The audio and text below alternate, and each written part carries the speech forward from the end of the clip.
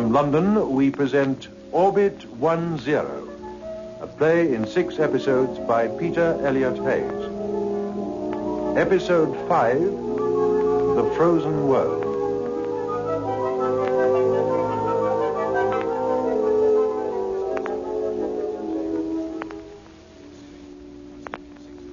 Tom Lambert here again.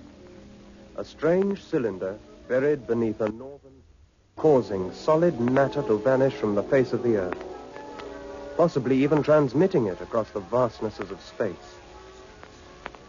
In the 4th recording, you heard how Elizabeth returned alone to the laboratory, how the cylinder began to operate with a new intensity.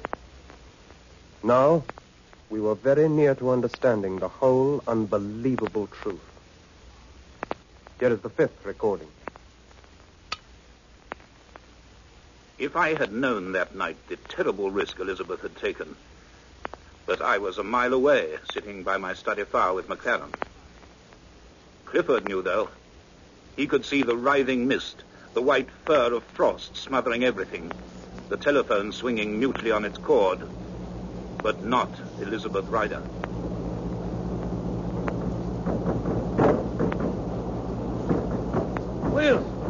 Liz, are you in there? Liz, for heaven's sake, can you hear me? Got to get these doors open. Clifford moved across the passage and hurled himself bodily at the doors. They burst in, sending something rasping across the floor, a filing cabinet that had toppled across them on the inside. Dreadful, paralyzing cold closed about him. This was nothing we had seen before. The whole laboratory was an Arctic landscape. The apparatus, the benches, no more than humped shapes beneath the coating of ice, grotesque, glittering icebergs. The densolite cubicle had become a nightmare refrigerator, a hollow case of ice containing the only thing unchanged, the rod, its green flickering growing duller each second. Clifford tottered and fell heavily.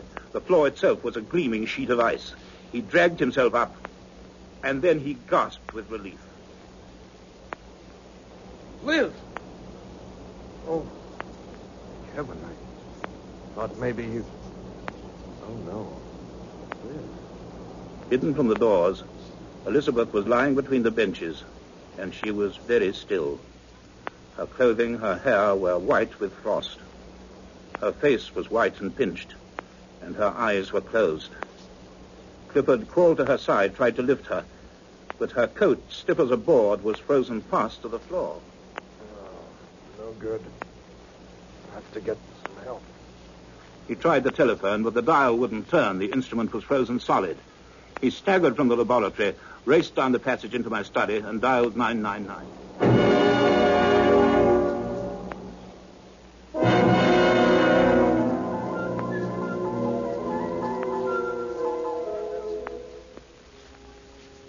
Some hours later, in the quiet of a hospital ward, Clifford, McLaren, and myself stood at the bedside of a white-faced, shaken, but still living Elizabeth, waiting till she could tell us her story.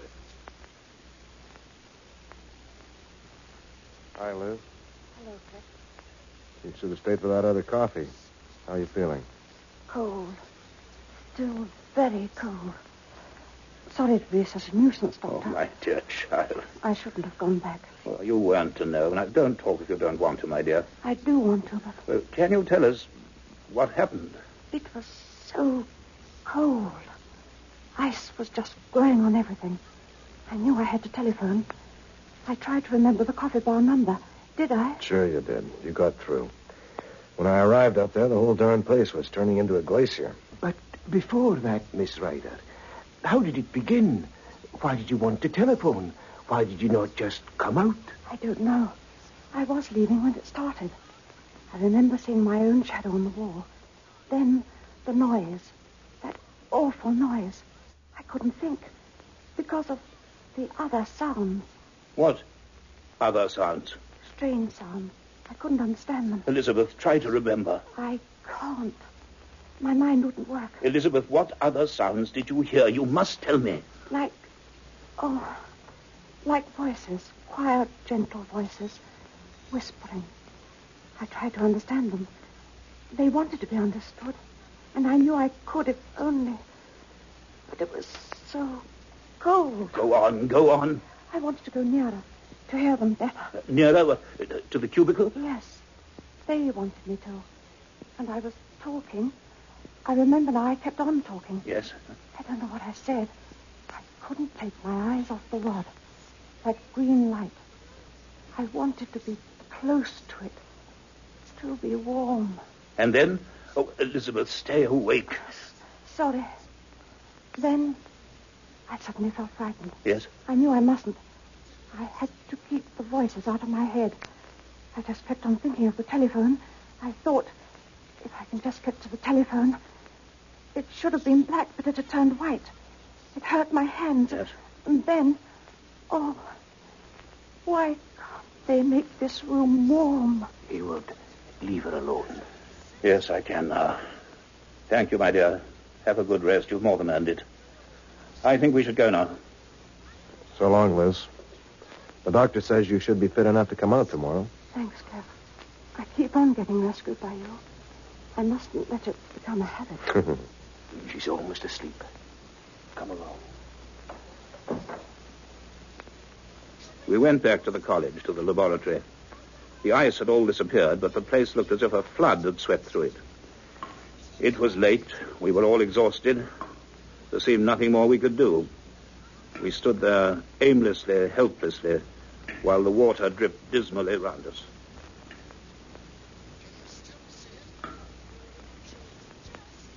Well, I don't know. Voices, whispering, wanting to be understood.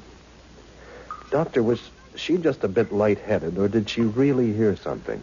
Yes, Clifford, I believe she did. That was why she stayed. She had to. Haywood, are you telling us that object spoke? That a voice came from it? Not a voice, but something that was able to reach her mind, that wanted to communicate with it. Aye, and the signals reaching the telescope. Again, an attempt at communication. Exactly. It must fit together. Two forms, perhaps, of the same thing. Hey, Doctor, look at this. What is it? The tape recorder. It's running. And the tape half used. It switched to record. It wasn't operating when I bust in here, but it is now. And the microphone is still connected. Clifford, you said Elizabeth fell about here. Yeah, that's right. Well, suppose she stumbled against it, pressed her hand down on it. And switched it on. It would have started recording. Yes. And gone on until the cold throws the motor to a standstill. And it's only just thawed and started up again. Clifford, take the tape off. I have a recorder at home. We can try it there. This place is still uncomfortably chilly. And before we go, make quite certain the cubicle is properly secured. After this, no one is to be alone in here, not for 1 minute.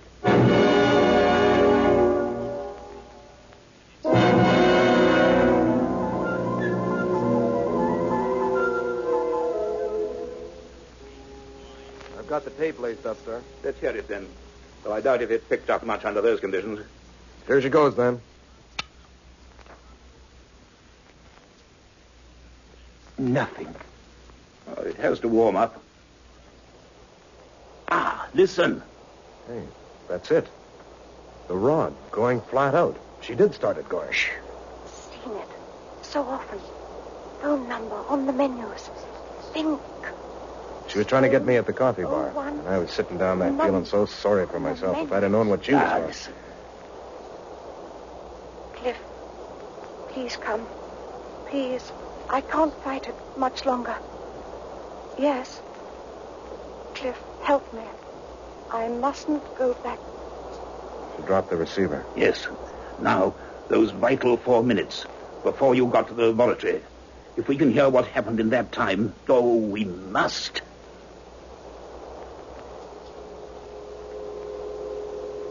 Hey, listen to that. It never made that noise before. Now she's walking towards it, getting near the cubicle. Who are you? Yes, I can hear, but you are so far away. I will try to understand. The cylinders come from your world. Many were lost on the journey, but many have landed safely. Yes, we are in no danger. No danger. You intend us no harm. Yes. The cylinders are your way of exploring our planet, which you believe may be inhabited. Yes. They collect samples, solids and gases, transmit them back for analysis. Yes? In this way, you are surveying our world without leaving your own. To you, space and time are not impassable barriers. Haywood, do you hear? This is wait. Now you are trying to communicate with us directly. Yes. If we are intelligent beings, we are to answer. Yes. Yes, we do understand. But how are we to answer? It is so cold. Yes, I am trying. Yes. There may be another way. We are not to be afraid if you take the next step. If you use the rods to... What? Oh. And that's all we shall hear, I suppose. That was when the recorder finally froze up and stopped. It's a wonder it kept going as long as it did. Well, Haywood, you were right. Voices from the 10th planet. Yes. An inhabited planet, Campbell. Though by what inconceivable form of life? Aye, what?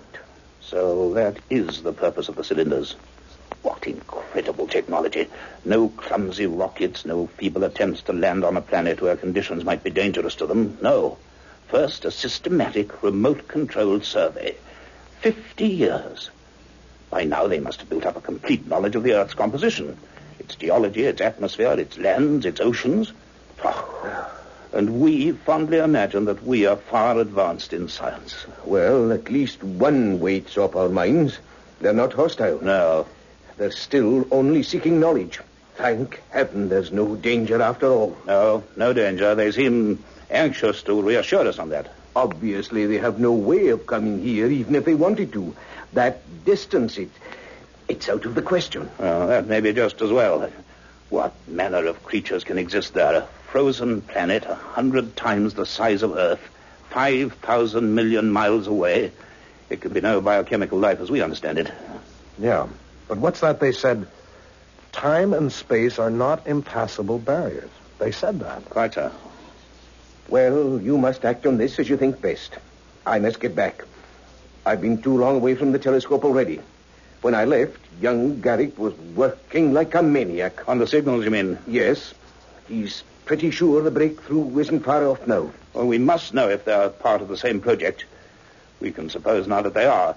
But it's strange that they were not mentioned in the message that Elizabeth understood. Aye, that's odd. But once we can find the basic key to those transmissions, we'll know. And I must see Lord Heatherton again tomorrow. He must hear this recording. Perhaps there is no real urgency now if one keeps a safe distance from the cylinders, but all the same... Well, just one thing on my mind, sir. What's that? We didn't get the end of that message. The tape stopped too soon. It did. Liz did, but she can't remember. No. We were not to be afraid if they used the rods to take the next step. Now, that's what gets me. What else could they be used for? What next step?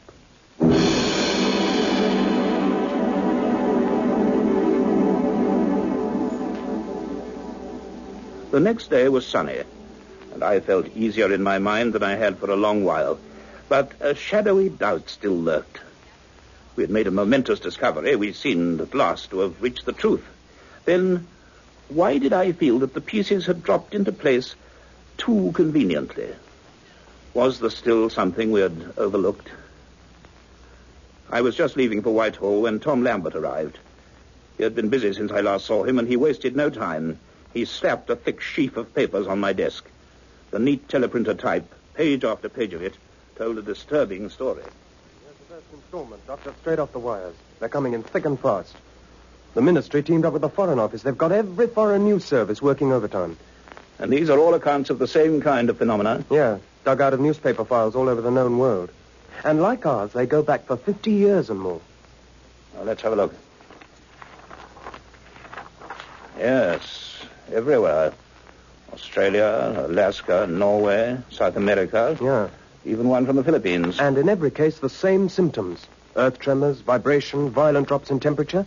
In a few places, the things were seen to land. Where there? A streak of blue-white light.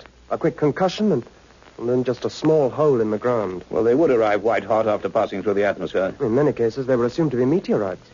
But they go down so deep, they're impossible to dig out. Well, they must strike the Earth at tremendous speed. I'll say. The one we found under that beach must somehow have been slowed down, perhaps through colliding with a real meteor shower. And how many of these are there? Well, so far, 208. 208. And the reports are still coming in. The minister must see these, too. Distributed over the entire surface of the globe. So many. Just for a survey. What was that, Doctor? Oh, I was just thinking aloud. Oh. Well, thank you, Mr. Lambert. By the way, we've come to the conclusion that there's no serious danger from these things. Oh? Provided they're kept at a respectful distance. Well, let's hope you're right, Doctor, because I've got a news flash, too. Our South Wales correspondent tells me that troops have moved in. Moved in where? Llanwethlin. Good heavens. Yeah, they're mounting a guard on the old pit. Seems the official view is a little less confident than yours. Oh, I didn't know that. Well, I must be going. I'll pass on anything I can. Well, thanks, Doctor. I'll be around. I have a small theory of my own. I think we may be comparing notes again before long. Half an hour later, I was again in that quiet high room behind Whitehall. Lord Heatherton's face was more serious than it had been before. He listened to the tape recording and examined the bundle of reports. Well, this is really only what we expected, isn't it, Doctor? Except bigger. Over 200 cylinders. So many and so evenly distributed. No country, no corner of the world overlooked. Rather like some enormous spy system. As you say, why should they need so many? And that recording. We are dealing with something quite outside our knowledge. But if their intentions really are peaceful, is there any way we can reply? Well, according to Professor McLaren, none at present. In time, a signaling apparatus might be built, and it might be powerful enough to send short waves to the 10th planet. A lot of mights, Doctor. Oh, yes, indeed. Anyway, I'll tell you what we are doing about this. Plotting every suspected site in this country. Guarding each one we confirm with an army unit. Yes, I heard. The public must be protected. Our delegate is addressing the United Nations Scientific Commission today. Then I hope the same will happen abroad. Detecting, plotting, and observation of sites. And here in this red folder is another scheme I've drawn up. Oh. I can't tell you the details yet, but they are also being put before the Commission. What sort of scheme? Just certain emergency measures, should they for any reason become necessary. Yes, but I know what you're going to say. This is knowledge, vital knowledge. We must be on our guard against any instinctive hostility, I agree. But better safe than sorry, Doctor. I see. But what do we do immediately? A famous politician once said a famous saying, wait and see. Carry on with your work for another week. If no new developments occur, then I shall arrange for several other cylinders to be excavated. And then? Already there are some high-level proposals, an international authority to decide how best to develop this interplanetary contact. And research centers will be needed, an international fund, coordination. Yes, of course. Another week. And then it'll be out of my hands. Not entirely. There will be work as part of a team for all the specialists we have. Your lecturing on cosmic science will be valuable. My lecturing? This is a big event in the history of our small world, Doctor. We must be big enough, each in our own way, to meet it. Yes, I understand. Now, perhaps you will excuse me. I have rather a lot to do. I have to report to Parliament this afternoon, but I rather think all the honourable members will stay awake to listen to me today. Outside, Whitehall was grey and cold. The sun had gone. A steady drizzle was falling. The cars and buses elbowed each other. The passers-by huddled into their coats and went on their 1,000,001 different errands. Everything was as it should be on a dismal November London afternoon. So solid, so normal. What, I found myself saying, can possibly change any of this? The few slabs of colored plastic we were making such a to-do about? It suddenly seemed absurd. Oh, how little we knew then. I drove back to the college. I went up to the laboratory and stood looking at the rod, dark and silent in the cubicle. Would we ever know? And anyway, in a few days it would be taken away. I hardly heard the doors open behind me. We thought you might be here. Hello, Doctor. Hello, Doctor. Elizabeth, Clifford. Oh, I was daydreaming. How are you, my dear? Quite all right now. Good. They let me out this morning. Cliff told me about the recording I seem to have made. I still don't remember. He didn't want me to come here again, but I wanted to see that. It told me something, more than was on the tape, and I repeated it. But it's gone. Well, it may come back to you. In any case, our work's nearly over. Special authorities, international funds. There'll be no place for us. Oh, well, it had to happen. What I can possibly do in 1 week. I could try again. I think I can send it. No, I won't hear of it. You've done your share, Elizabeth. Another time, that terrible freezing, you might not be so lucky. Now we can only wait.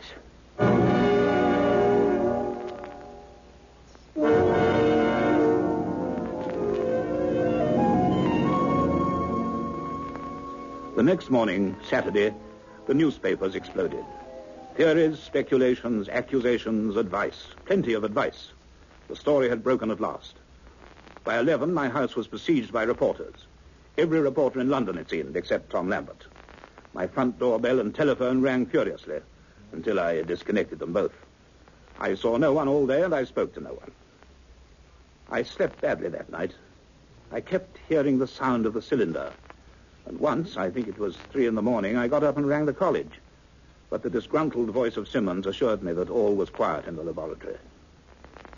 The next day was the same. Now, the tireless gentleman of the press resorted to the door knocker. I couldn't do much about that. Then 3 solid policemen appeared outside, and peace returned. Late in the afternoon, Clifford and Elizabeth called. I was glad to see them and asked them to stay for dinner. It was a silent meal. The wind seemed very strong outside, rattling the windows behind the curtains and scurrying round the deserted square. We were not to know it then, but elsewhere the night was even wilder. Far away, a bitter gale was lashing the Isle of Skara and howling through the girders of the radio telescope high above Kirkuk.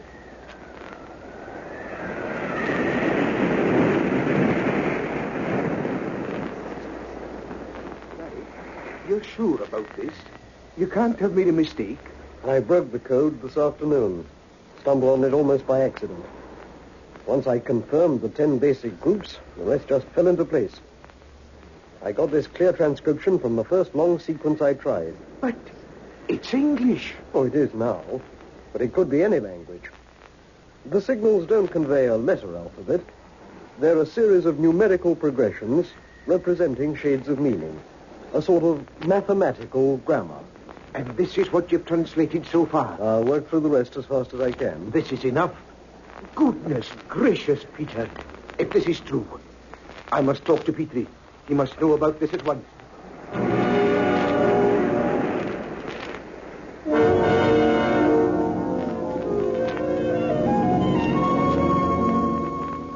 We were sitting round the fire when the telephone rang.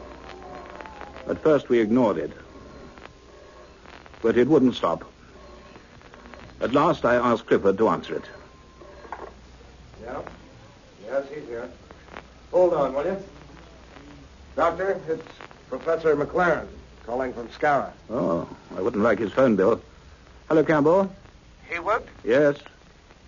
Hayward, Garrick has broken the signal code. What? When? A few hours ago. He's translated a passage. I've got the paper here. What does it say? I'd better read it.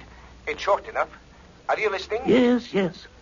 If the cylinders speak, do not believe what they say. Your planet is in great danger. Destroy them. Good heavens. That's repeated 3 times.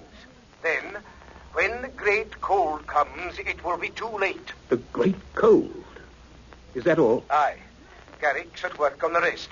I'll be down tomorrow, Hayward. I'll get a plane. Good. Let's hope it isn't as bad as I think it is. Yes. Well, thank you, Campbell. Goodbye. Goodbye. Well, did you hear that, Clifford? If the cylinders speak, do not believe them. And all that about peaceful intentions and seeking knowledge. Well, it's to throw us off our guard, to save the cylinders. Perhaps so that... Oh, what a monumental idiot I've been. The 10th planet, in some way, it must be divided. That's why signals have been coming from 2 directions. And if the cylinders transmit matter, well, of course, we must go to the laboratory. There's no knowing how much time we have.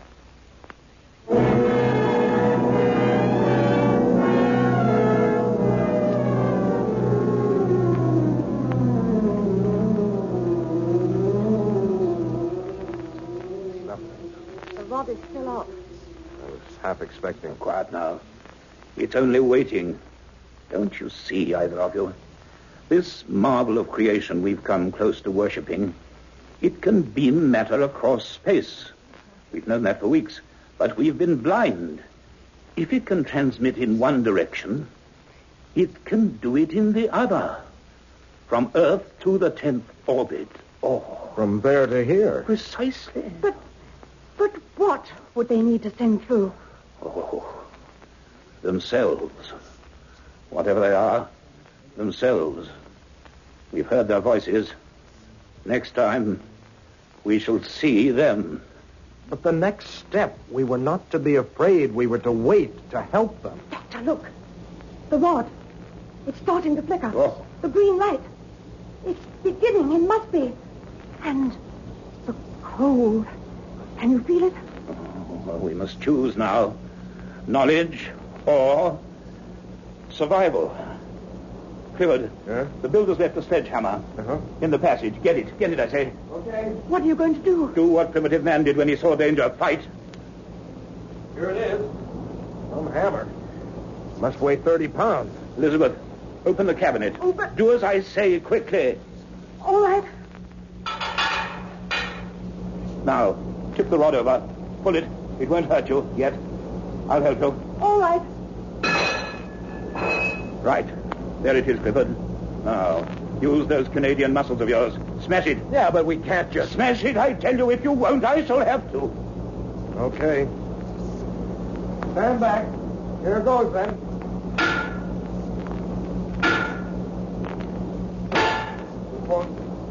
It won't break. Harder. Harder. All your strength, Clifford. It must break. It must. Oh, it's hopeless.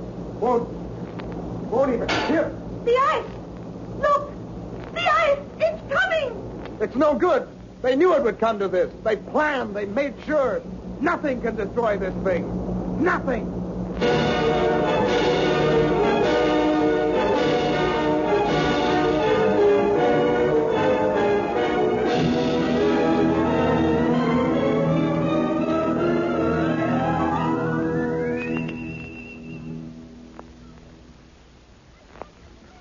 That was Orbit 10, a play in 6 episodes written by Peter Elliott Hayes and produced for the BBC by David Davis.